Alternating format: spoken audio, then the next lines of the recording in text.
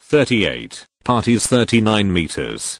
I power of the government, and may be illustrated by the following considerations, namely, 1. It is of point 10 the case that persons who are indispensable parties defendant to a suit in equity, though resident in the United States, are not inhabitants of, or are not found in the district, where the suit is brought, and for that reason cannot be sued therein, and on account of their absence the court is not able to proceed to a decree as between the parties before the court, and the jurisdiction fails.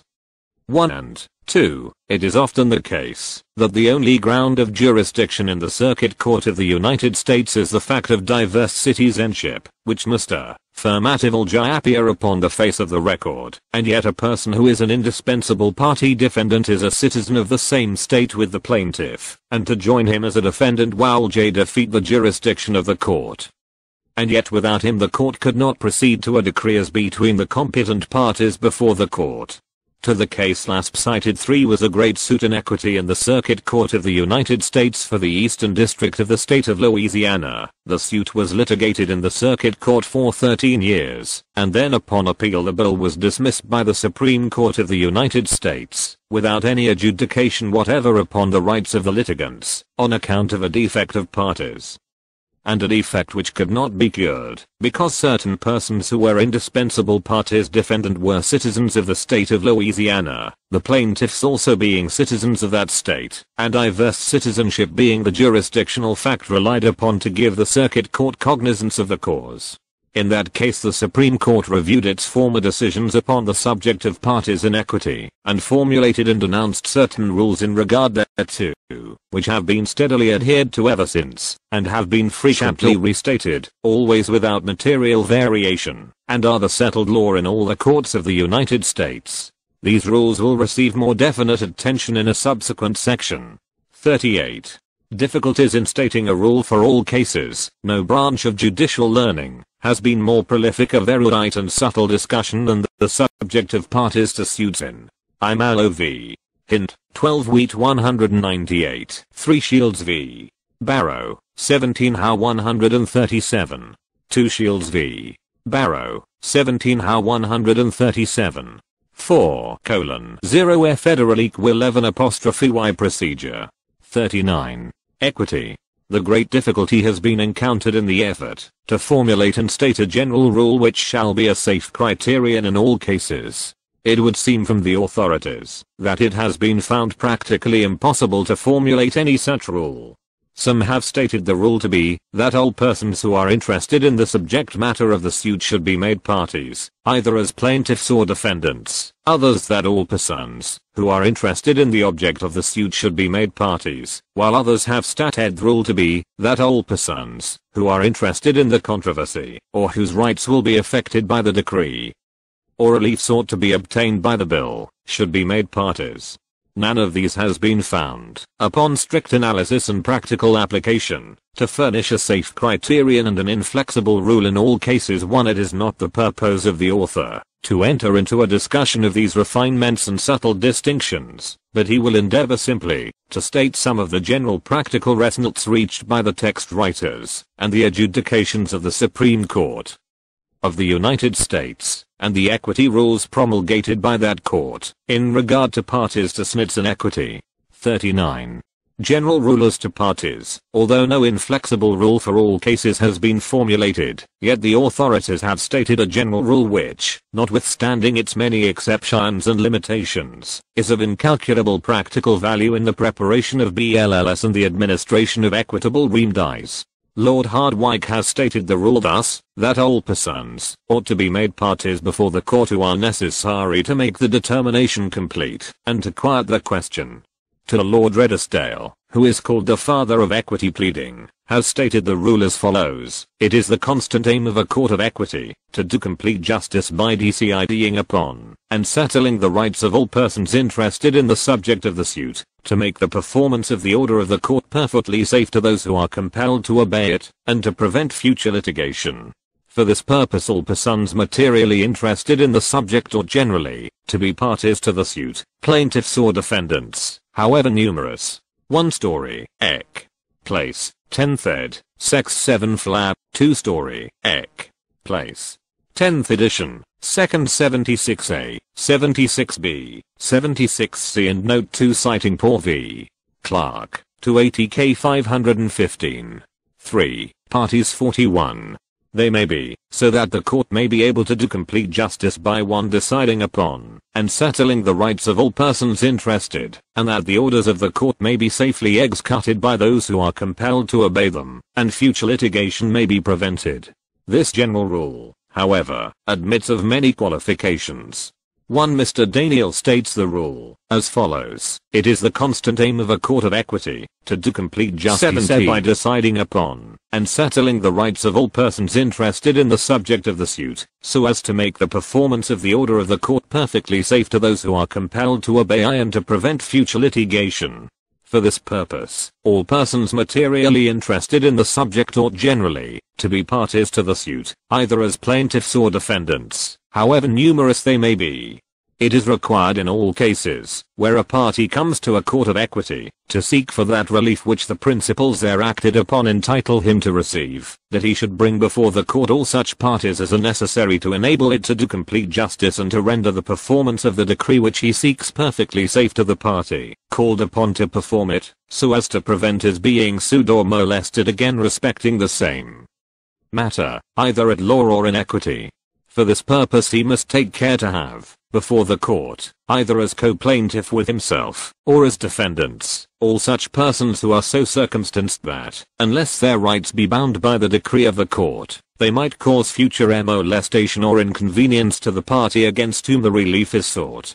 2. After adopting as his own the language of Lord Redesdale as to the constant aim of courts of equity to do complete justice, Mr. Justice Story says, hence, the common expression that courts of equity delight to do justice, and not by halves.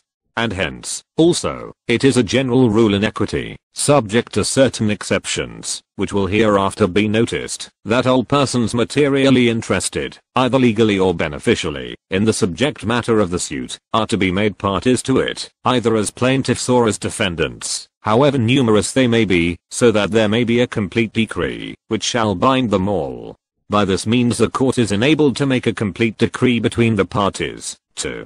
1 Mitford, 6th edition, 189, 190. 2. 1 Daniel, 284, 285. 42 Federal Equity Procedure. 40. Prevent future litigation by taking away the necessity of a multiplicity of suits, and to make it perfectly certain that no injustice is done, either to the parties before it, or to others who are interested in the subject matter, by a decree which might otherwise be grounded upon a partial view only of the real merits. When all the parties are before the court, the whole case may be seen, but it may not, where all the conflicting interests are not brought out upon the pleadings by the original parties thereto. 1 In a suit in equity, decided on appeal at the October term, 1889, the above statement of the general rule by Mr. Justice Story was quoted and approved by the Supreme Court of the United States 240. Both the legal and equitable titles should be before the court. The general rule requiring all persons materially interested to be made parties embraces both legal and equitable interests and titles. Both the legal and equitable title should be before the court, and be disposed of, and bound by the decree, so as to prevent future suits in regard to the same matter, either at law, or in equity. Where a court of equity once obtains jurisdiction of a cause, it has the same power over the legal titles and rights involved that it has over equitable titles and rights. All persons materially interested, either legally or beneficially, should be made parties.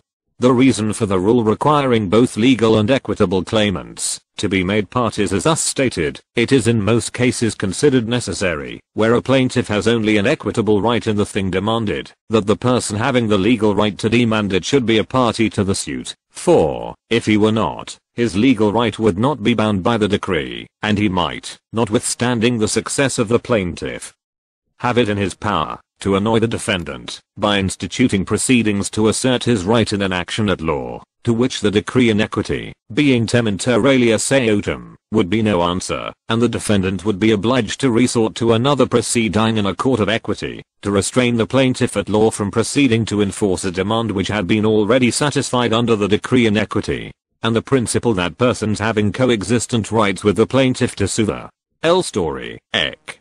Place TL Off Edition, 2nd 72, 2 Gregory v. Stetson, 133 U.S. 586. 41, 42. Parties 43. Defendant must be brought before the court in all cases where the subject matter of the right is to be litigated in equity is not confined to cases where such coexistent rights to sue are at law. It applies equally to cases where another person has a right to sue for the same matter in equity. In such cases the defendant is equally entitled to insist that the person possessing such a right should be brought before the court before any decree is pronounced, in order that such right may be bound by the decree. The rules apply whether the legal or equitable right to sue extends to the whole or only a portion of the subject of the suit. 141. Inconsistent titles not to be joined. The rule requiring all persons interested to be parties does not require the plaintiff to join with himself as co-plaintiff a person claiming the subject of the suit under a title distinct from and inconsistent with his own title. Two persons claiming the same estate through distinct and inconsistent titles cannot be joined as plaintiffs in the same suit, nor is the plaintiff required to make such person a defendant, if he claim under a title distinct from and inconsistent with the title of the defendant principally sued, and against whom the plaintiff seeks relief. Distinct, independent and disconnected matters should not be joined in the same suit in equity. The general rule requiring all persons interested to be made parties is, by Chancellor Kent, restricted to cases of parties to the interest involved in the issue, and necessarily to be affected by the Decree 242. Principles upon which courts act, in deciding upon parties and determining the question of parties. It would seem that courts of equity are guided by three leading principles, namely, 1. A court of equity cannot make a decree which materially and directly affects the rights of a person, without that person being either actually or constructively before the court, and having, according to the established forms of procedure, a full opportunity to vindicate his right, and invoke the powers of 11 Daniel, 284, 285, 286, 299, 300, Story, Ec. Place, 10th edition, 2nd 72, Gregory v. Stetson, 133 U.S. 579, 587, 21 Daniel, 319-328, Stebbins v. Town of Street. Ann, 116 U.S. 386, Wendell v. Van Rensselaer, 1 Johns. Chapter 349. 44 Federal Equity Procedure. 42. The Court for ITS Protection and Preservation, and He Court, can make no decree between the parties before it which so far involves, or depends upon the rights of an absent person that complete and final justice cannot be done between the parties to the suit without materially and directly affecting the rights of the absent person. This is an inflexible principle, and is not confined in its operation to courts of equity. No court can adjudicate directly upon a person's right without the person being actually or constructively before the court. The principle is founded in natural justice, and is secured by constitutional guarantee. It is due process of law. 1. 2. Another principle acted upon is that it is the constant aim of a court of equity to do complete justice by deciding upon and settling the rights of all persons interested in the subject of the suit, to make the performance of the decree of the court perfectly safe to those who are compelled to obey it, and to prevent future litigation. 2. 3. A third principle acted upon is founded in the solicitude of the Court of Equity, to protect the defendant in suits from being sued or molested again respecting the same matter either at law or in equity. This principle is clearly distinguishable from the one last above mentioned, which seeks to prevent future litigation generally aside from the general policy of preventing litigation. Courts of equity are careful to frame their decrees for the special protection of the defendant before the court against further molestation respecting the same matter decreed upon, and for the accomplishment of this purpose, the plaintiff is required to bring before the court all such persons who are so circumstanced that, unless their rights be bound by the decree of the court, they might cause future molestation or inconvenience to the defendant, against whom the relief is sought. 3. While the second and third principles here stated are not inflexible, yet they are acted point upon, in determining who shall be parties to a suit, unless justice can be more efficiently promoted by departing from them. L. Mallow v. Hint, 12 Wheat 193, Shields v. Barrow, 17 How 130, Ribbon v. Railroad Costs, 16 Wall 446, Queren v. Malorden, 19 How 113, Gregory v.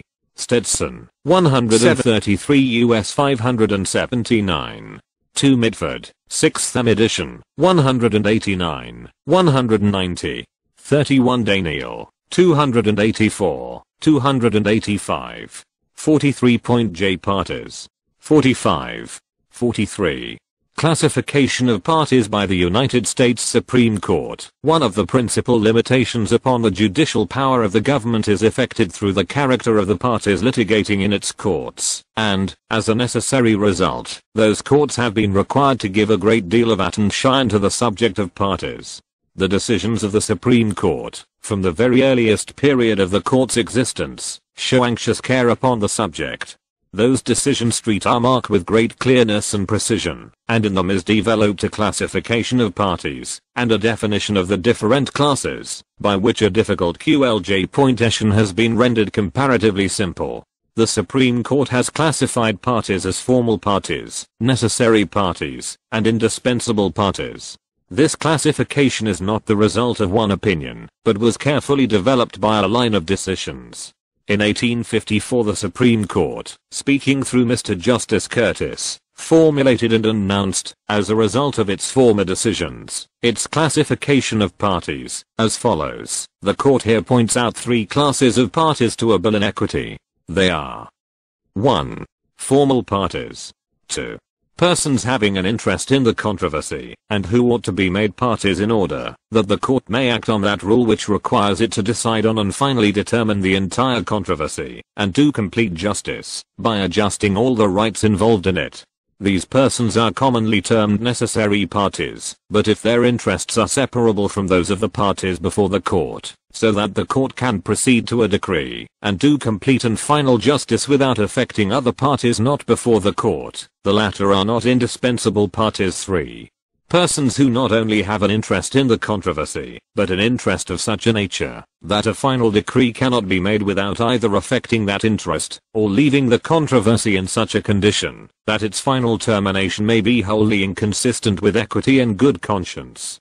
1. In 1867 the Supreme Court, speaking through Mr. Justice Miller, again stated its classification of parties. Thus, the learning on the subject of parties to suits in Chancery is copious, and, within a limited extent, the principles which govern their introduction are flexible. There is a class of persons having such relations to the matter in Con. 1. Shields v. Barrow, 17 How 130, 139. 46. Federal Equity Procedure. 43. Controversy, merely formal or otherwise, that, while they may be called proper parties, the court will take no account of the omission to make them parties. There is another class of persons whose relations to the suit are such that, if their interests and their absence are formally brought to the attention of the court, it will require them to be made parties, if within its jurisdiction, before deciding the case. But if this cannot be done, it will proceed to administer such relief as may be in its power between the parties before it. And there is a third class, whose interests in the subject matter of the suit, and in the relief sought, are so bound up with that of the other parties, that their legal presence as parties to the proceeding, is an absolute necessity, without which the court cannot proceed. In such cases the court refuses to entertain the suit, when the parties cannot be subjected to the jurisdiction. And 1 in 1892 Judge Oldwell of the 8th Circuit made the following statement of the classification of parties from the General Supreme Court of the United States divides Party 7s to suits in equity into 3 classes. First, formal parties. Second, necessary parties. Third, indispensable parties. And chapters 1 and 2 formal parties are those who have no interest in the controversy between the immediate litigants, pass from the general to the particular would seem to be a natural matter which may be conveniently settled in the suit and thereby prevent further litigation. They may be parties or not, at the option of the complainant. Necessary parties are those who have an interest in the controversy, but whose interests are separable from those of the parties before the court, and will not be directly affected by a decree, which does complete and full justice between the Such persons must be made parties, if practicable, in obedience to the general rule, which requires all persons to be made parties who are interested in the controversy, in order that there may be an end of litigation. But the rule in the federal courts is that if they are beyond the jurisdiction of the court, or if making them parties would oust the jurisdiction of the court, the case may proceed to a final decree between the parties before the court, leaving the rights of the absent parties unshaded, and to be determined in any competent forum. Indispensable parties are those who not only have an interest in the subject matter of the controversy, but an interest of such. L. Barney v. Baltimore, 6 Wall 280, 291. 4. J. Parties 47. A nature that a final decree cannot be made without either affecting their interests, or leaving the controversy in such a condition, that its final determination may be wholly inconsistent with equity and good conscience. I. 4. 4. Persons out of the jurisdiction of the court. The first section of the Act of Congress of February 28, 1839, provides that, when there are several defendants in any suit at law or in equity, and one or more of them are neither inhabitants of, nor found within the district in which the suit is brought, and do not voluntarily appear, the court may entertain jurisdiction, and proceed to the trial and adjudication of the suit between the parties, who are properly before it, but the judgment or decree rendered therein shall not conclude, or prejudice other parties not regularly served with process nor voluntarily appearing to answer, and non-joinder of parties who are not inhabitants of, nor found within the district, as aforesaid, shall not constitute matter of abatement or objection to the suit. 2. And an equity rule promulgated in 1842 provides that, in all cases, where it shall appear to the court that persons, who might otherwise be deemed necessary or proper parties to the suit, cannot be made parties by reason of their being out of the jurisdiction of the court, or incapable otherwise of being parties, or because their joinder would oust the jurisdiction of the court as to the parties before the court may, in their discretion, proceed in the cause without making such persons parties, and in such cases the decree shall be without prejudice to the rights of the absent parties.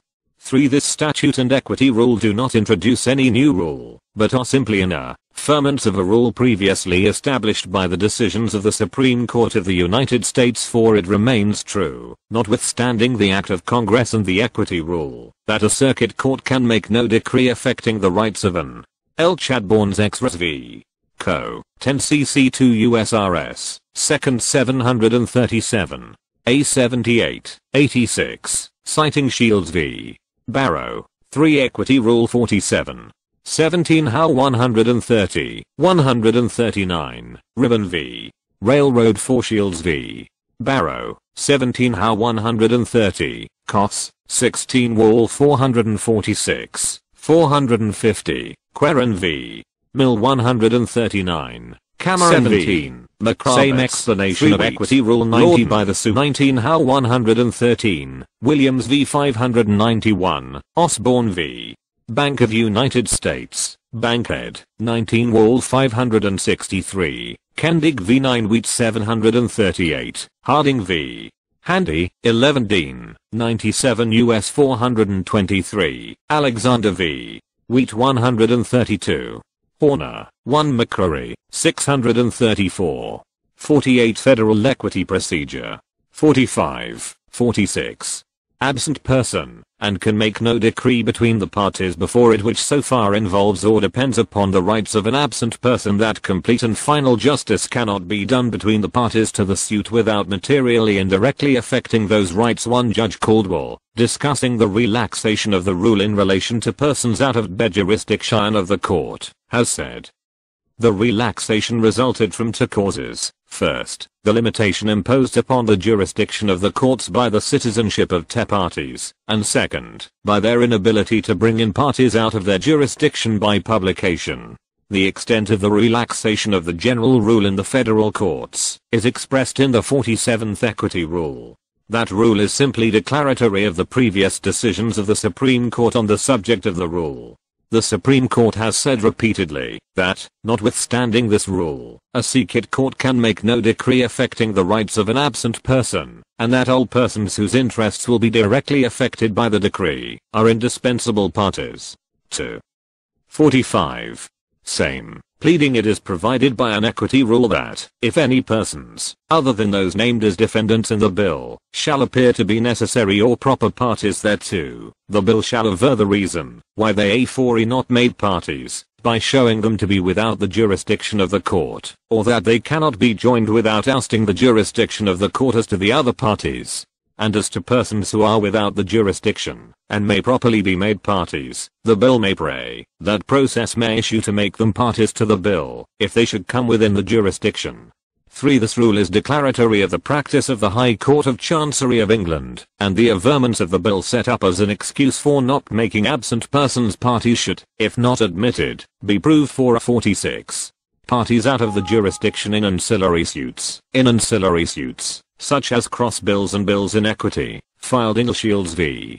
Barrow, 17 How 180, 139, Ribbon v. Railroad Costs, 16 Wall, 446, 450, Queren v.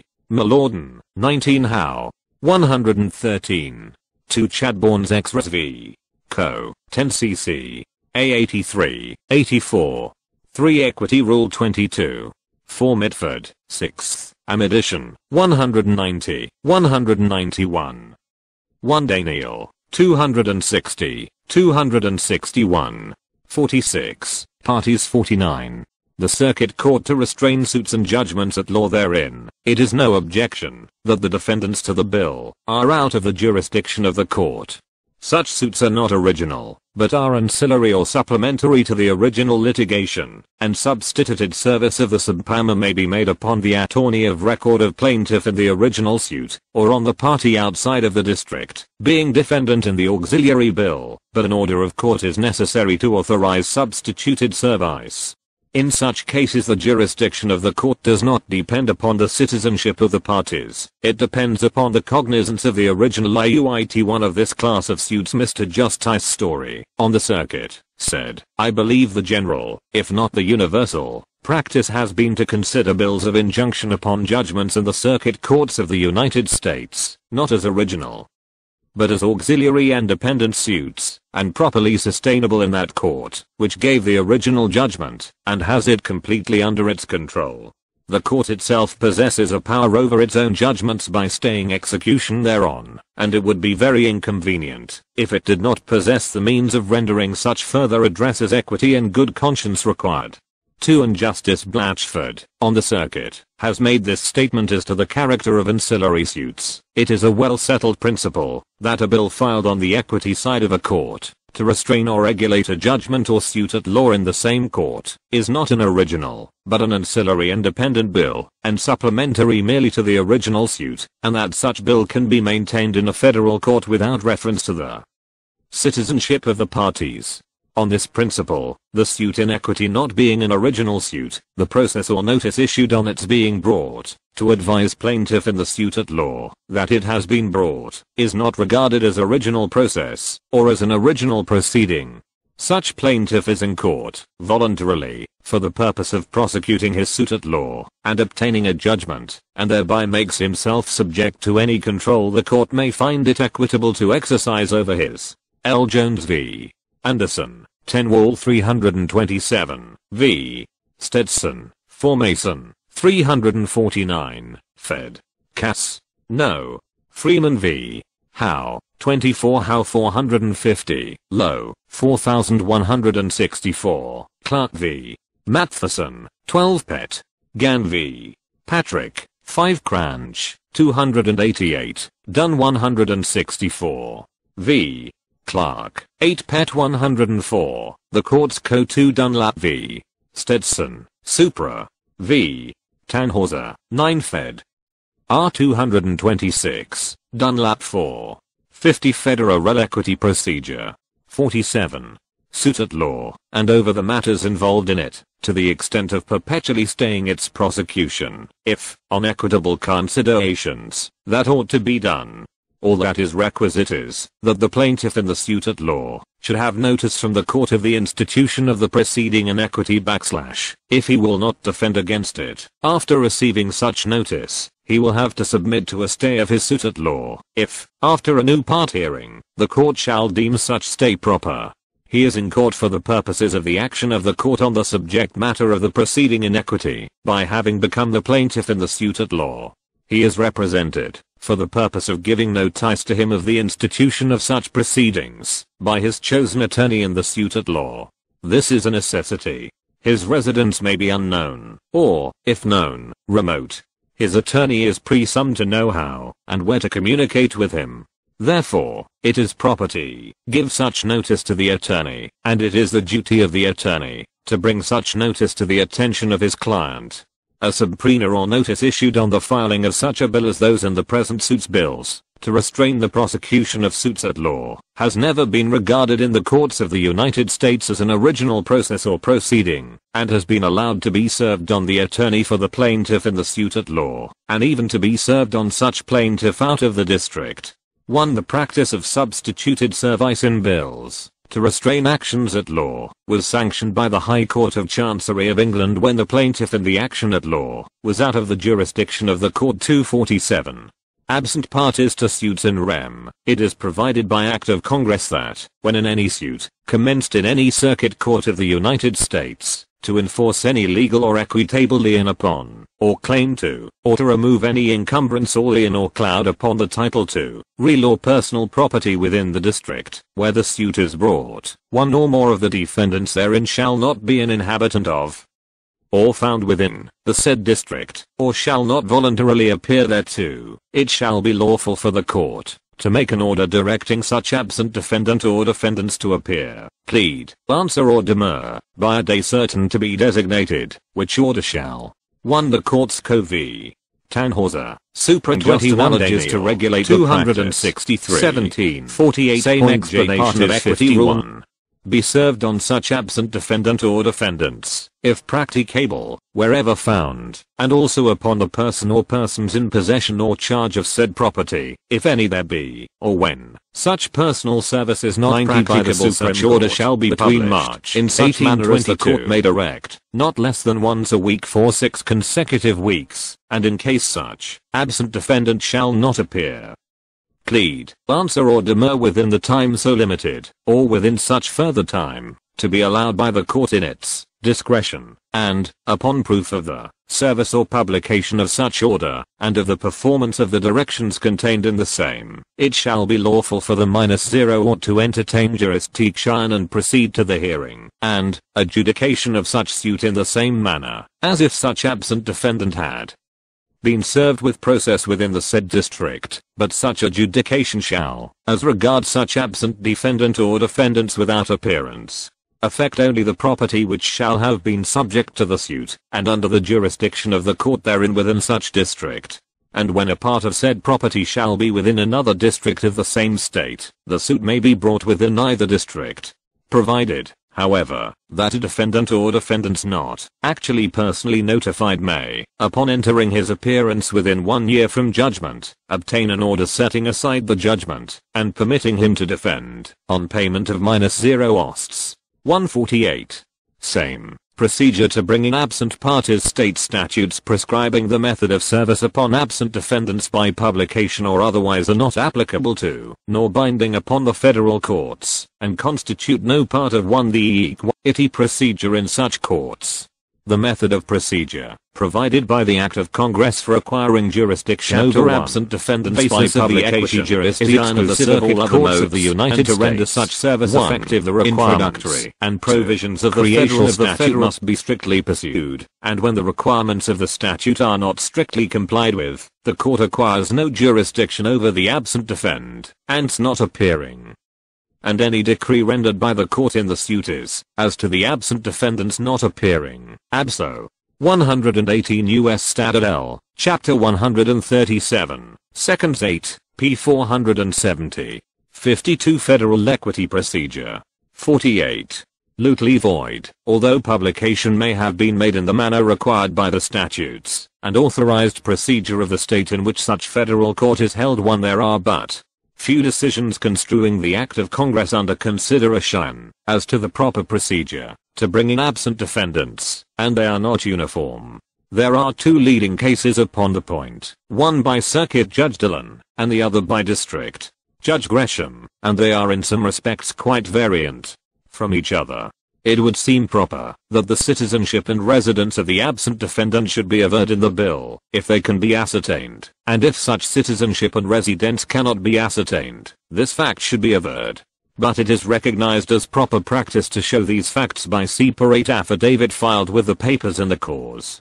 Judge Dillon held that the bill should be filed and subpoena regularly issued for the absent defendants and returned not found, and that no further proceedings should be taken until the next term of the court, in order to give the absent defendants an opportunity to voluntarily appear, and that if they do not then voluntarily appear, the court may, upon proper application and showing, make the order for them to appear, plead, answer or demur by a day certain, designated in the order. He decided that the return of the subpoena not found is a condition precedent to the making of this order. Judge Gresham held that the return of the subpoena not found is not a condition precedent to the making of the order to appear, plead, answer or demur, but that the order might be made at the institution of the suit upon a proper showing by affidavit of the citizenship and residence of the absent parties. There is no diversity of opinion as to the superiority of the personal service of the order over constructive service by publication. If personal service be practicable, service of the order upon the absent defendants may be made by the marshal or his deputy of the district where the absent defendant resides or is found, and he return thereof made in the usual form, or by affidavit, and the day fixed in the order for the appearance of the defendant need not be a rule day in equity, but may be upon any day, in the discretion. 1 Bracken v. Union Pac. Rye. Co. Fed. R 712. Guarantee Trust ad Safan 56 Fed. R 447. 450. Bad v. Proctor, Deposit Co. v. Green Cove Springs and 45 Fed. R 515. Mir v. 65 Melrose Arco, 139 US 137, 151. 49 Parties 53. Of the court or judge making the order.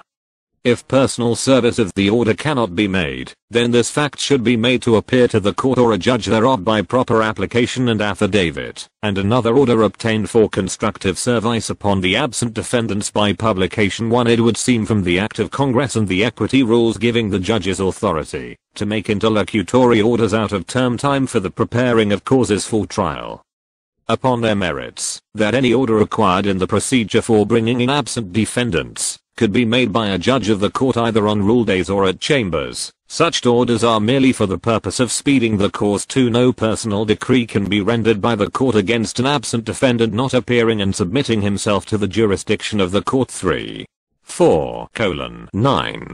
Trustees and beneficiaries, in conformity to the principles of equitable remedial justice requiring both the legal and equitable title and right to be brought before the court, in order that it may be settled, and bound by the decree, it is a rule of very wide application that, in suits respecting trust property, the trustee, as the repository of the legal title, and the East Chuk Trust, as the owner of the equitable estate and beneficial interest, should both generally be made parties to the suit for, but to this rule there are some exceptions. In a suit by the trustee to secure, preserve and recover the trust property, where the suit is not intended to affect in any manner the relation of the trustee with his East Chuk Trust, nor to administer, or disburse the trust fund, it is not necessary to make the beneficiary a party. 5 Where, by the instrument creating the trust, the trustee is vested with such powers, and subjected to such obligations with respect to the execution of the trust, that he is thereby made the representative of the beneficiaries in all things relating to the trust. The East Chuk Trust is not a necessary party to a suit against the trustee to enforce order. 1 Bronson v.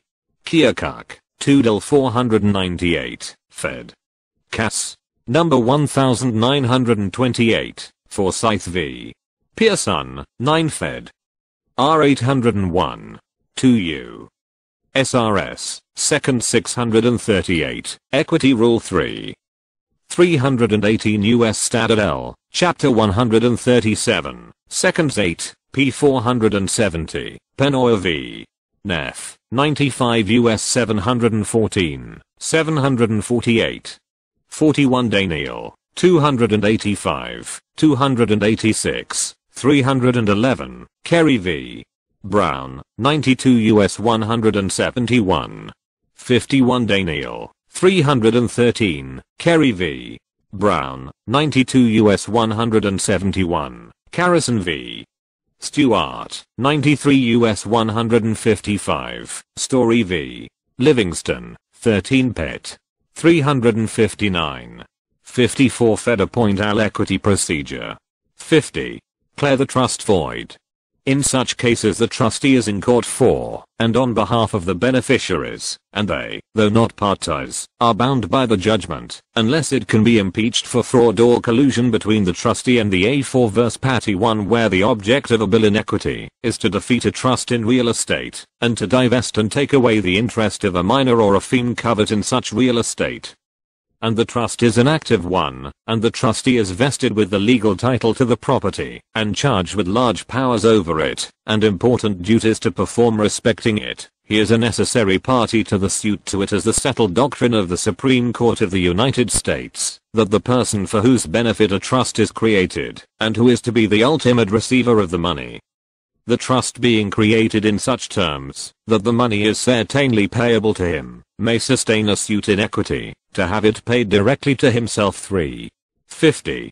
Same executors and administrators. In the Court of Chancery, executors and administrators are considered as trustees, and that court exercises original jurisdiction over them in favor of creditors, legatees, and heirs, in reference to the proper execution of their trust.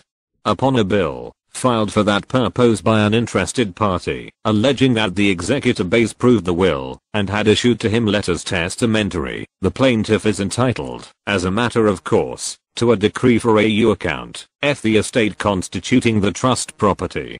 A single creditor may sue the executor in equity for his D, and obtain a decree for payment out of the personal estate, without taking a general account of the testator's debts. And this jurisdiction over executors and administrators is vested in the circuit courts of the United States, where diverse citizenship exists, and is not defeated by the probate laws of the states for an administrator of a deceased debtor and a person to whom the decedent conveyed his real and personal property for the per. 11 Daniel, 312,313, Kerry v.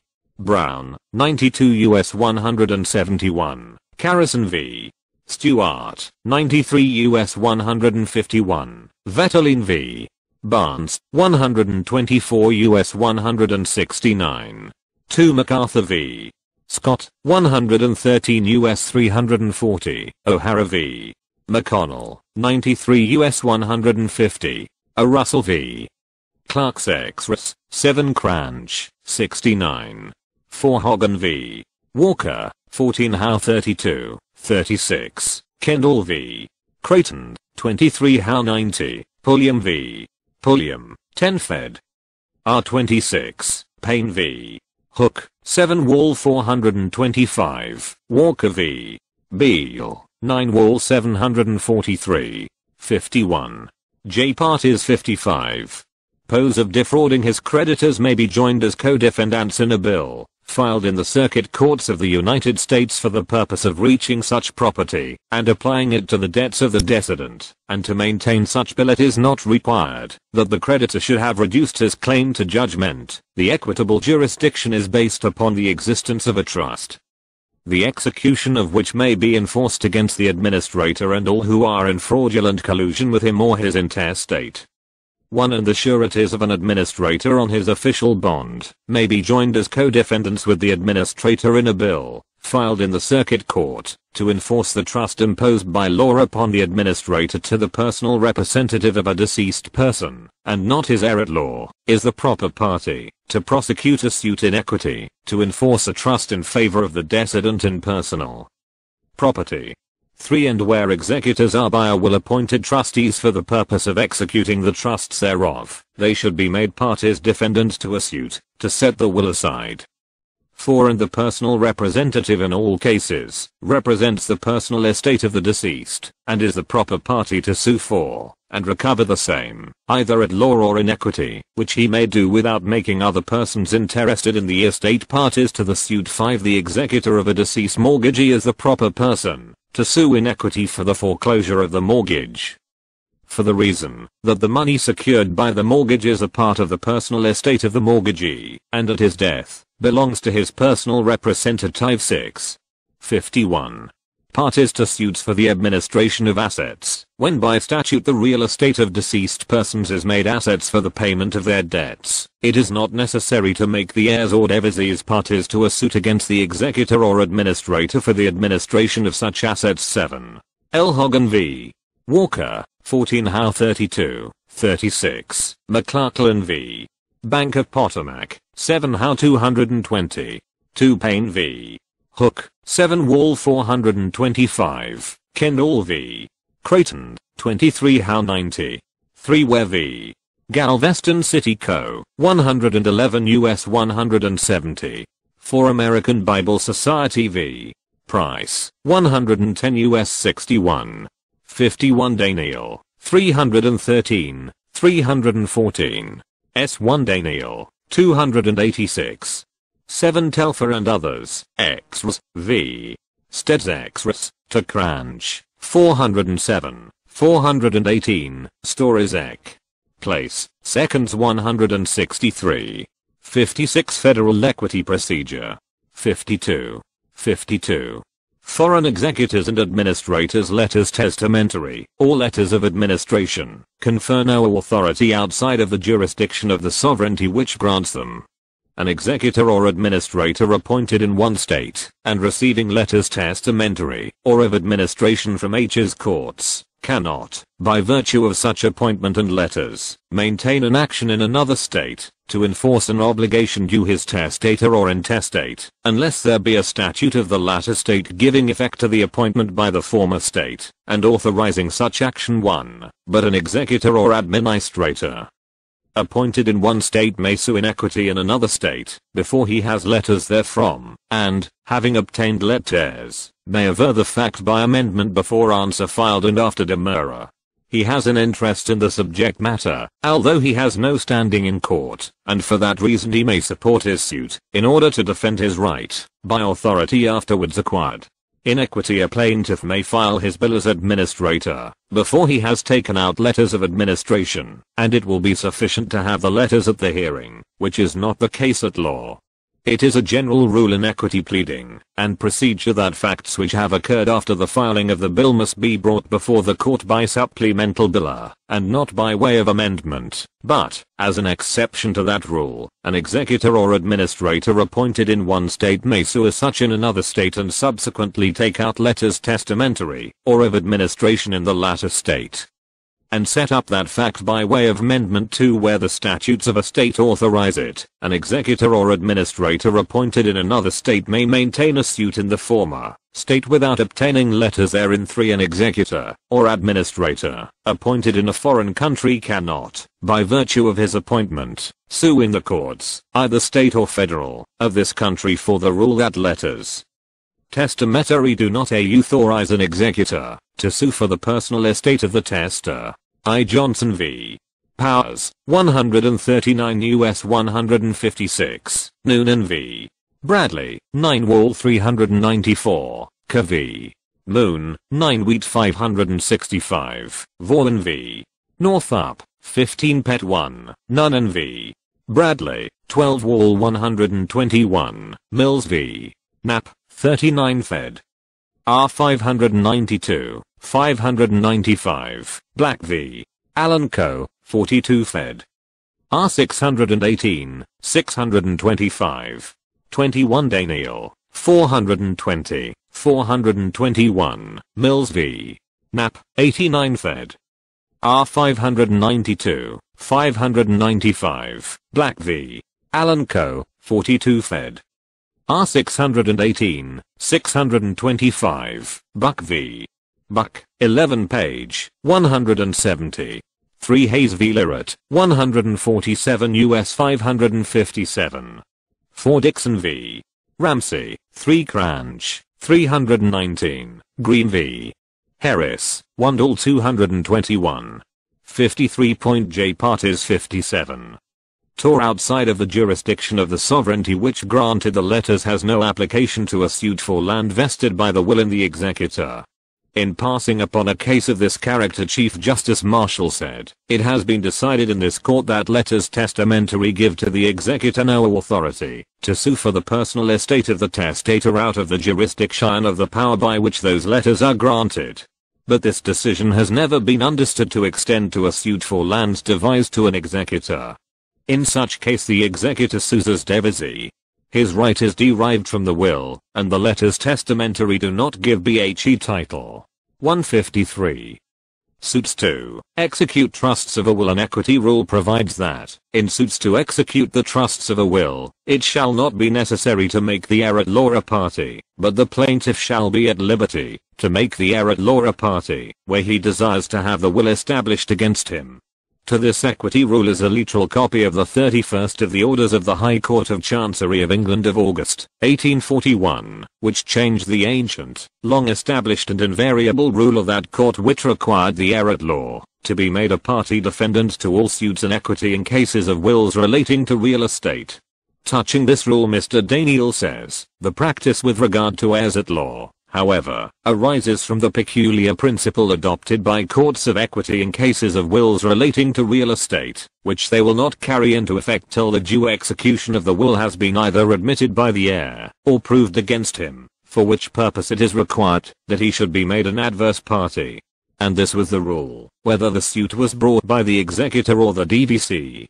It was said that the heir at law should be made a party, so that the will might be established against him.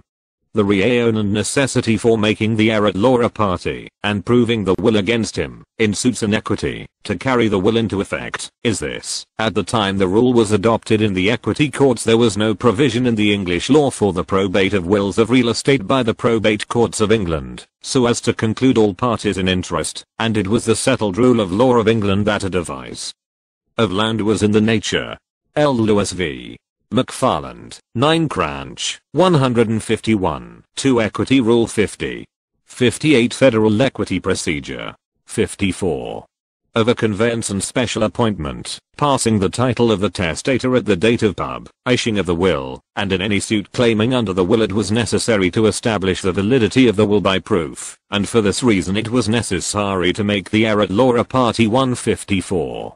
Suits by testamentary trustees. An equity rule provides that, in all suits concerning real estate which is vested in trustees by devise, and such trustees are competent to sell and give discharges for the proceeds of the sale, and for the rents and profits of the estate, such trustees shall represent the persons beneficially interested in the estate, or the proceeds, or the rents and profits, in the same manner, and to the same extent as the executors or administrators in suits concerning personal estate represent the persons beneficially interested in such personal estate, and in such case it shall not be necessary to make the persons beneficially interested in such real estate, or rents and profits, parties to the suit, but the court may, upon consideration of the matter at the hearing, if it shall so think fit, order such persons to be made parties.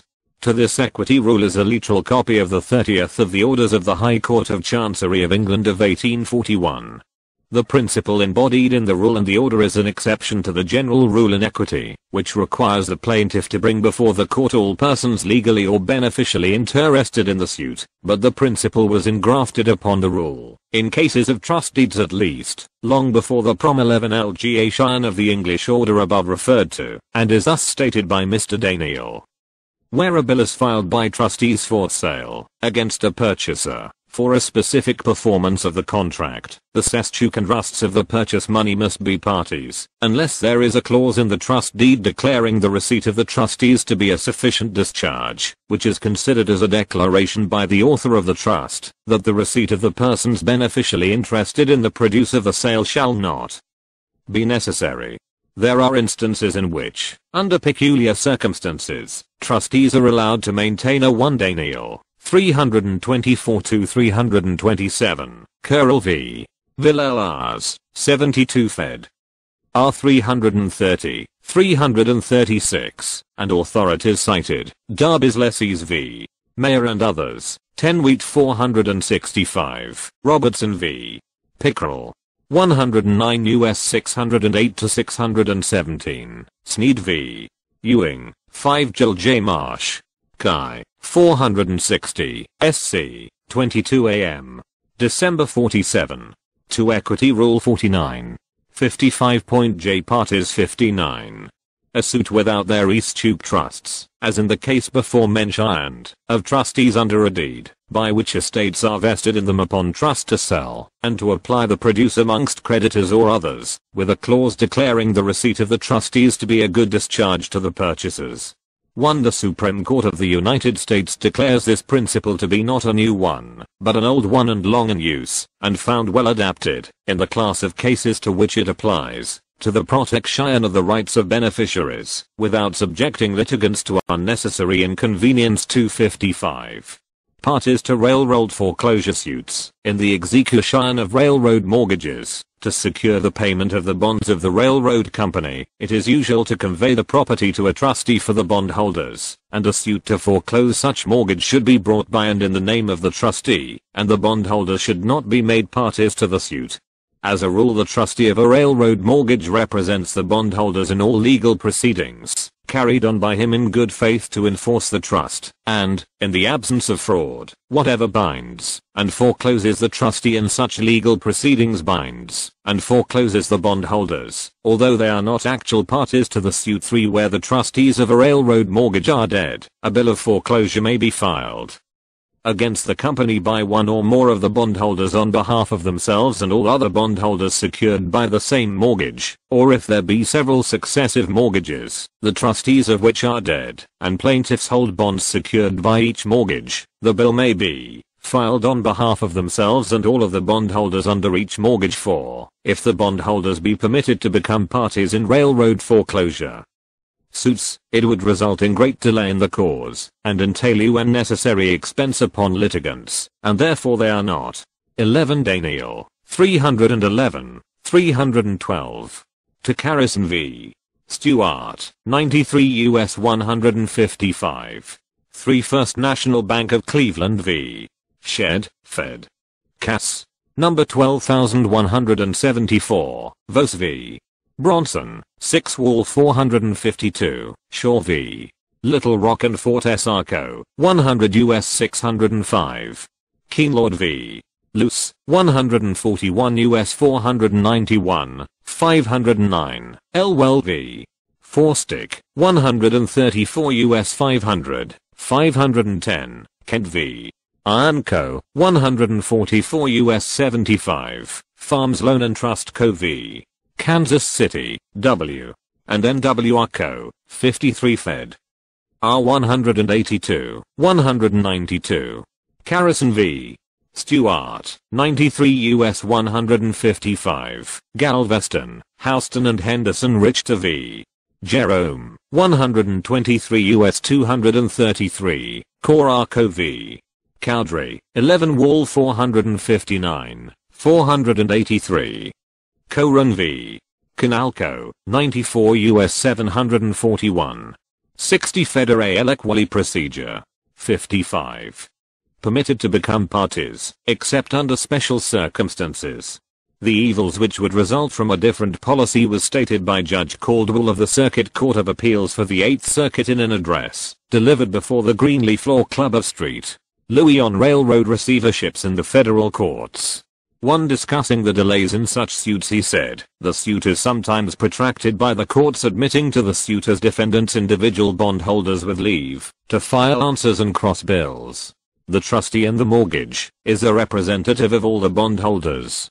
The case must be very rare indeed where the trustee is not capable of representing all the bondholders, or where any one or more of the bondholders has any special rights or equities to be protected different from those of the other bondholders. In most cases, where individual bondholders seek to be made parties, they do so, not for the purpose of asserting or maintaining any right which their trustee would not, or could not assert and maintain for them, but for the purpose of gaining some advantage over the majority of their fellow bondholders represented by the trustee.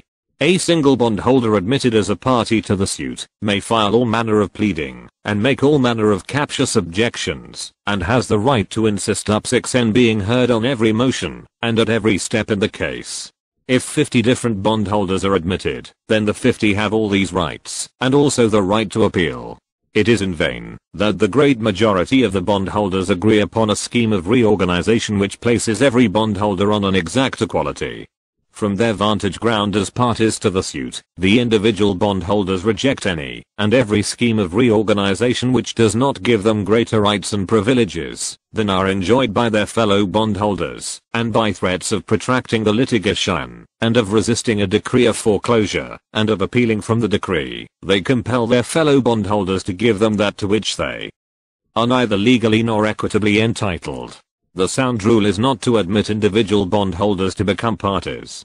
Even where the trustee is impeached or disqualified, the individual bondholder should not be admitted as a party, but the court should appoint or cause to be appointed or elected, in the mode provided in the trust deed. A. 1 American Law Review, Volume 30, p. 161. 56, Parties 61. Capable and impartial trustee in the place of the trustee impeached or disqualified. It is the duty of the trustee to defend the life of the trust whenever it is assailed, and to act promptly for the preservation of the trust property, and to render effective the security, and if he neglects to act, or is guilty of bad faith, or assumes or is, by the circumstances of the case, forced into a position hostile or prejudicial to the bondholders, the court will direct the election of a new trustee, or will permit a small number of the bondholders to be made parties, to act in the suit on behalf of themselves and their fellow bondholders. One where, however, a railroad company executes a mortgage on its property directly to the bondholders, without the intervention of a trustee, and all the bondholders are named, and their several interests are described in the mortgage. All of the bondholders should be made parties to a suit for its foreclosure. 256. Suits in equity by stockholders. Corporations are legal or ideal persons, created by law, capable of suing, and being sued by their corporate name, and in their corporate capacity, and other proper parties, to sue and defend in all controversies affecting their corporate rights and interests. The directors and officers of a corporation, chosen to manage its affairs, are trustees for the corporation and its stockholders who are the beneficiaries of the trust, and it is the duty of such trustees to maintain and defend suits in the name of the corporation for the preservation and vindication of its corporate rights and interests, and in the conduct and management of legal proceedings by the officers and directors. They represent the corporation and its stockholders, who are, in the absence of fraud, bound by the results. But if the officers and directors refuse to act for the preservation of the corporate rights and interests, or are guilty of fraud, the execution of the trust may be compelled in equity by a bill, filed for that purpose by the stockholders. 3. But the courts of the United States will require a very clear showing before they 1 Farmers Loan and Trust Co. v. Northern Pac. Arco, 66 Fed. R 169, 179. 2 Nashville and DR Arco v. Or, 18 Wall 471. 3 Verplank v. Mercantilands. Co. 1 EDW. CH. NY. 84. Forbes v. Whitlock. 3 EDW. CH. NY. 446. Cola v. Black River Falls Iron Co. 67 US 715. Dodge v. Woolsey. 18 How 300.